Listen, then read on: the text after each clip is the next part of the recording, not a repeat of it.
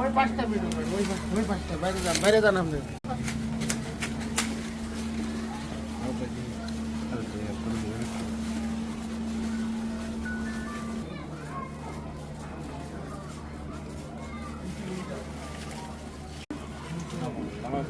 কার্ডে টিস্যু আছে না?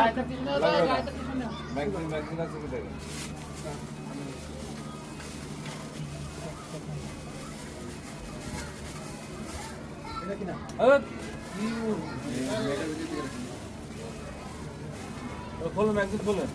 আছে আছে ম্যাগজিন গুলি আছে।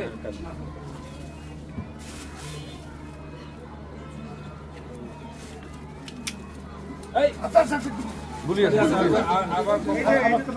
আবার কপ ধরেন। রফিকুল ইসলাম।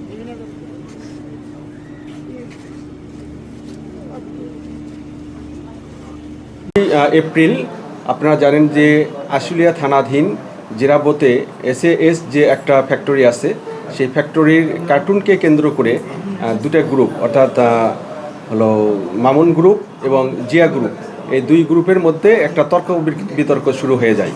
তো এই তর্ক বিতর্কের এক পর্যায়ে জিয়া তার হাতে থাকা অবৈধ একটা পিস্তল ছিল, সেই পিস্তল দিয়ে ফাঁকা আওয়াজ করে, এই ফাঁকা শ্যুট করে, এই শ্যুট করে সে সেখান থেকে পালিয়ে যায়। এরপরে আশুলিয়া থানায় একটা মামলা রুজু করা হয়। সেই মামলার প্রেক্ষিতে এবং ওই ঘটনার পরপর থেকেই ঢাকা জেলার ডিবির উত্তর এবং আশুলিয়া থানাও এই কাজ করা শুরু করে দেয়। এর মধ্যে থেকে ঢাকা ডিবি টেকনোলজি ব্যবহার করে এবং এই টেকনোলজির ব্যবহারের মাধ্যমে এই আসামি জিয়া দেওয়ান সে বিভিন্ন জায়গায় পলাতক থাকে, তার লোকেশন আমরা ট্র্যাক করতে থাকি এবং শেষ পর্যন্ত গতকাল তাকে বিকেলে গাজীপুর মেট্রোপলিটন এলাকার পুবাইল থানা থেকে তাকে আমরা গ্রেপ্তার করতে সক্ষম হই। তো ডিবি যখন তাকে গ্রেপ্তার করে নিয়ে এখানে আসার পরে তাকে ব্যাপক জিজ্ঞাসাবাদ করা হয় যে পিস্তল দিয়ে সে ফাঁকা আওয়াজ করেছিল, গুলিটা করেছিল, সেই পিস্তলটা কোথায় রেখেছে। তারপরে এক পর্যায়ে সে স্বীকার করে যে তার ওখানে যে পারিবারিক কবরস্থান আছে, কবরস্থানের পাশে একটা কলা গাছ আছে, কলা গাছের নিচে ওটা রাখা আছে। তারপরে তাকে সাথে সাথে নিয়ে যাওয়া হয়। তাকে নিয়ে যাওয়ার পরে এক পর্যায়ে সে দেখা যায় যে একটা পলিথিনে মোড়ানো ওই পিস্তলটা। তারপর ওই পিস্তলটা আমরা ওখান থেকে উদ্ধার করি। এই পিস্তলের সাথে একটা ম্যাগাজিনও উদ্ধার করা হয় এবং পিস্তলটা হলো made in USA only, supply only for army, এরকম করে পিস্তলটা লেখা আছে। তো এটা দিয়েই আমরা তাকে গ্রেপ্তার করতে সক্ষম হই।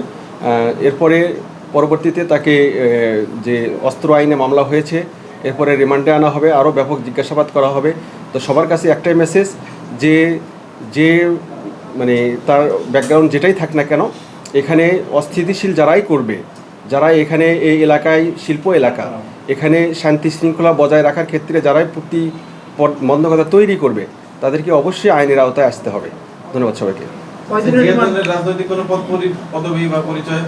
এটার অপরাধীদের কোনো রাজনৈতিক পথ পরিচয় নাই। এরা বিভিন্ন অপরাধ করার জন্য হয়তো বিভিন্ন রাজনীতির ছত্রছায়া থাকতে পারে, কিন্তু সেটা আমাদের দেখার বিষয় না। আমাদের মূল দেখার বিষয় সে অপরাধী, তাকে আমরা অপরাধী হিসেবে আমরা চালান করব। এটা 7 দিনের রিমান্ড প্রাথমিকভাবে চাওয়া হয়েছে। পেশায় এই ধরনের এই বিভিন্ন রকমের চাঁদাবাজি করা, ঝুট ব্যবসা করা, অথবা বিভিন্ন জায়গায় গিয়ে প্রতারণা করা, এই ধরনের মানে কাজগুলো ছিল তার। ধন্যবাদ।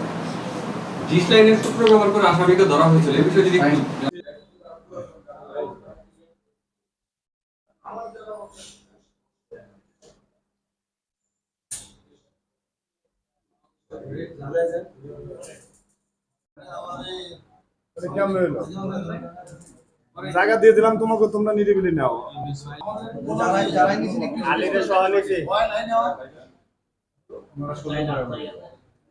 সরেন আপনারা, হয়েছে আপনাদের নেয়া।